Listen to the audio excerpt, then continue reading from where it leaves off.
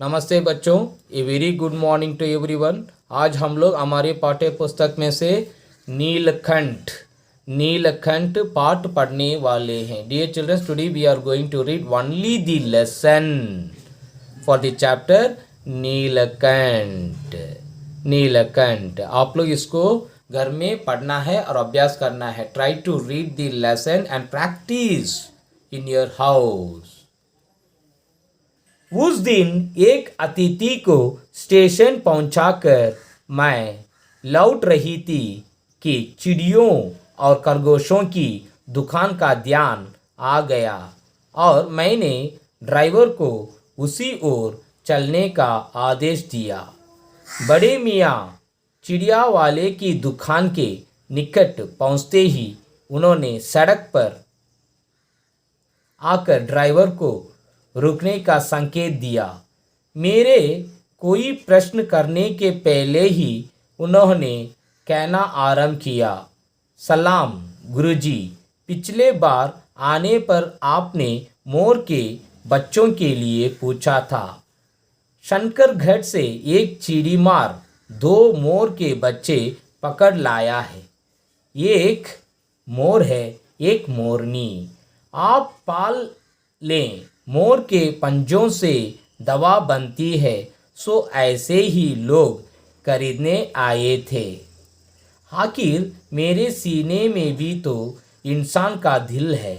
मारने के लिए ऐसी मालूम चिड़ियों को कैसे दूं? टालने के लिए मैंने कह दिया, गुरुजी। गुरुजी ने मंगवाए हैं। वैसे यह कम भक्त रोजगारी खराब है। बस पकड़ो पकड़ो, मारो मारो। बड़े मियाँ के भाषण की तूफान मेल के लिए कोई निश्चित स्टेशन नहीं है। सुनने वाला थक कर जहाँ रोक दे वहीं स्टेशन मान लिया जाता है। इस तथ्य से परिचित होने के कारण ही मैंने बीच में उन्हें रोक कर पूछा, मोर के बच्चे हैं कहा। बड़े मियाँ के हाथ के संकेत का अनुसरण करते हुए मेरी दृष्टि एक तार के छोटे से पिंजरे तक पहुंची, जिसमें तितरों के समान 2 बच्चे बैठे थे। पिंजरा इतना संकीर्ण था कि वे पक्षी शावक जाली के गोल फ्रेम में किसी जड़े चित्र जैसे लग रहे थे। मेरे निरीक्षण के साथ साथ बड़े मियाँ की भाषण मेल चली जा रही थी।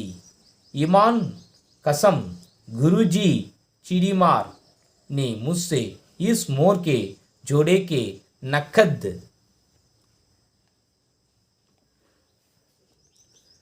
नकद 30 रुपये लिए हैं। बारहा कहा, भाई जरा सोच तो,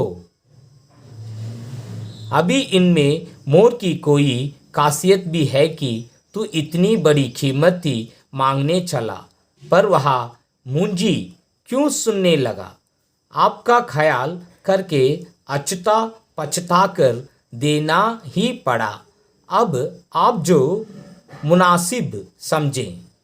अस्तु 30 चिड़ीमार के नाम के और 5 बड़े मियाँ के ईमान के देखकर जब मैंने वह छोटा पिंजरा कार में रखा, तब मानो वह जाली के चौखटे पर चित्र जीवित हो गया। दोनों पक्षी शावकों के चटपटाने से लगता था मानो पिंजरा ही सजीव और उड़ने योग्य हो गया है। घर पहुंचने पर सब कहने लगे, तीतर है। मोर कहकर ठग लिया है। कदाचित अनेक बार ठगे जाने के कारण ही ठगे जाने की बात मेरे छिड़ जाने की दुर्बलता बन गई है।